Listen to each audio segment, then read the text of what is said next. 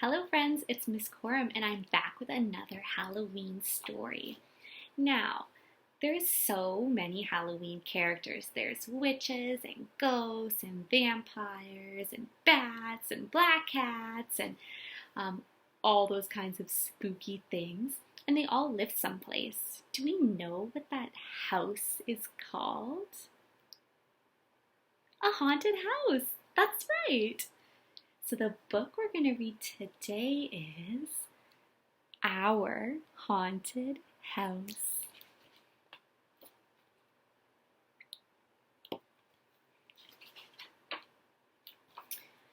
Halloween was Kitty and Kent's favorite holiday, but this year they were not excited about costumes and trick-or-treating. This year, the week before Halloween, was moving time, and they were not happy about it.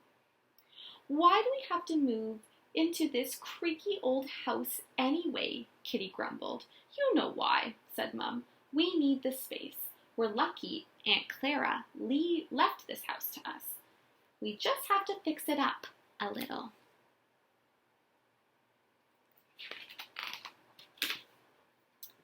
"It looks haunted," Kent chimed in. "At least Blackie, the Halloween cat, will like it," laughed Mom. "I bet she won't," said Kitty. "Why don't you get her inside and see?" Dad suggested. But then Kitty found the carrying case. It was empty. "Oh no, we lost our Halloween cat right before Halloween," wailed Kent. "This house is bad luck. I don't like it." "Blackie is probably just exploring the yard," said Mum. "She'll come in when she's hungry." "What if she just jumped out of the car when we stopped for gas?" cried Kitty. "She could be lost." "If she doesn't turn up, she's probably still at the old house," said Dad. "We can drive back tomorrow and get her. Come on, let's look around."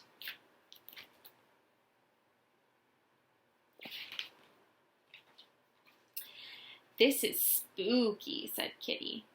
She had a bad feeling about the old house. "Those sheets look like ghosts," Kent added. "We'll leave them on until we finish moving to protect the furniture," Mom said briskly. "Why don't you kids go up and check out your rooms?" The children started up the winding staircase. With each step, the old stairs creaked and groaned. "Oh, these stairs are creepy." "They're just old," said Kitty. "Stop scaring yourself." But secretly, she agreed. She marched into Kent's new room.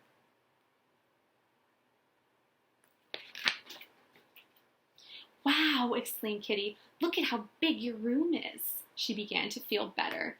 "Those big windows are scary," said Kent. "Something could come in." "Don't be a baby," said Kitty. But she didn't feel so brave anymore. She wished Blackie were there to cuddle.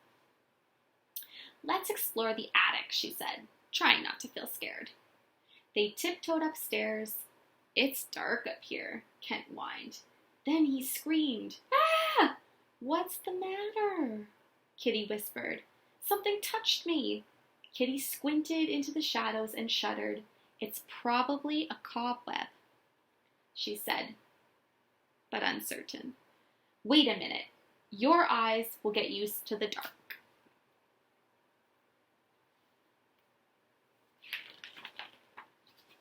She spotted a big old trunk in a corner and pulled out an old-fashioned dress. "Here's a cool Halloween costume," she said. "Maybe this haunted house is good for something." She stared across the room and looked at an old mirror. Then there was a creak on the stairs, and Kitty and Kent froze. "Mom? Dad?" Kitty whispered. There was no answer, but a shadow flashed across the mirror. "Was that you?" asked Kent. "No," said Kitty softly. "I'm over here." At that, Kent screamed and took off took off down the stairs. "Wait for me!" Kitty yelled, close behind.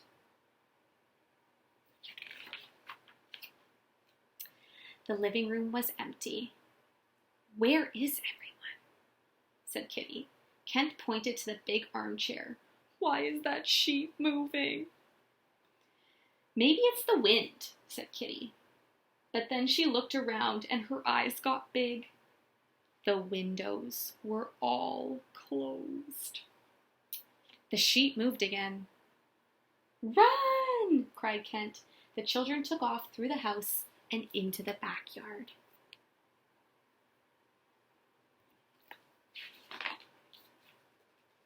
"Mom, Dad," Kent shouted. "No one's out here," said Kitty. "Then why is that swing moving?" asked Kent, pointing. "This time, it is the wind," Kitty frowned. "But if it's the wind, why aren't all of the swings moving?" "It's the ghost!" cried Kent. "It's following us! Mom! Dad!" Shrieking, the kids ran to the front of the house. Mom and Dad were sitting on the porch. "Help!" sobbed Kent. "This house is haunted. We have to move." "Very funny," said Dad. "No, really," gasped Kitty. "The swings are moving by themselves." Dad frowned. "You're just looking for reasons not to like this house." "This is our home now," said Mom. "Let's make it feel like one. How would you like a pizza?"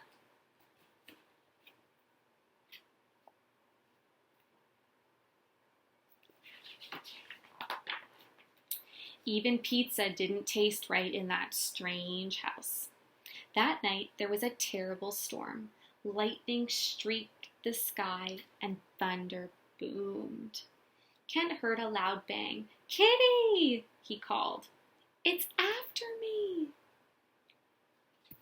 "Here I am," she said, sitting down beside him. "It's just a broken shutter." She got up close to the window. Just then, lightning bolt flashed, revealing 2 bright yellow eyes outside the window.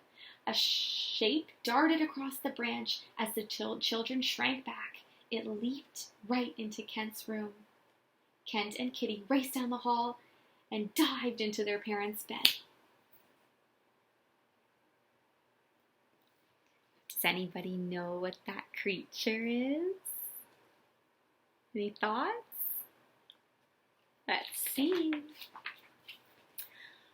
"Mom, Dad, wake up!" screamed Kent. "Now the ghost is in my room. And we have to move tonight." "There's no such thing as ghosts," yawned Dad. But we saw it," Kitty stammered. "I swear." "Come on, I'll show you there's nothing in your room." The children followed Dad to Kent's room. Dad closed the window, then he looked under the bed and in the closet. "No ghosts here," he said. "We saw it come in the window," Kent insisted. "We're not leaving this house," Dad said firmly. "So you can stop this nonsense, sleep with us tonight, and we will discuss it in the morning."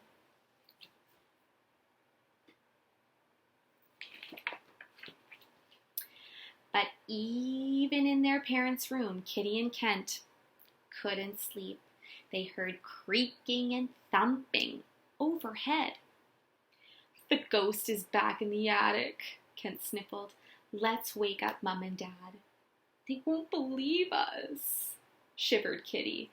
"We'll just have to take them up there tomorrow." The next morning, they held their breath as Dad patiently searched the attic. "You see," he said, "there's nothing." Suddenly, he stiffened. Kent grabbed Kitty's hand as Dad shined his flashlight into an open trunk. "I found the ghost. Come look." Oh, a Apologies. Trembling, the kids peered into the trunk. Something moved. Relax, said Dad. It's a friendly ghost. He shined his light back in. There, curled up in a bunch of old clothes, was Blackie. That's why we couldn't find her yesterday, said Mum. She was busy exploring her new home. She must have been locked out last night and climbed up the tree to get in the window. What a smart cat, exclaimed Kent, scratching Blackie's ears. She jumped up and ran downstairs. They followed her to the living room.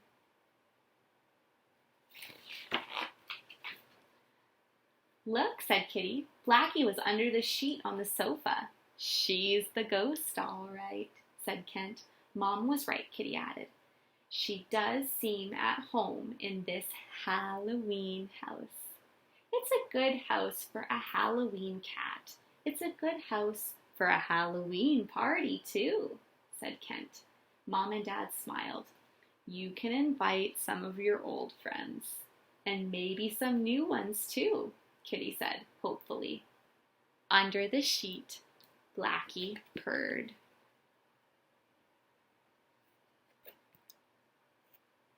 Thank you so much for joining me for this story. Hope you're having a wonderful Halloween week. Bye for now.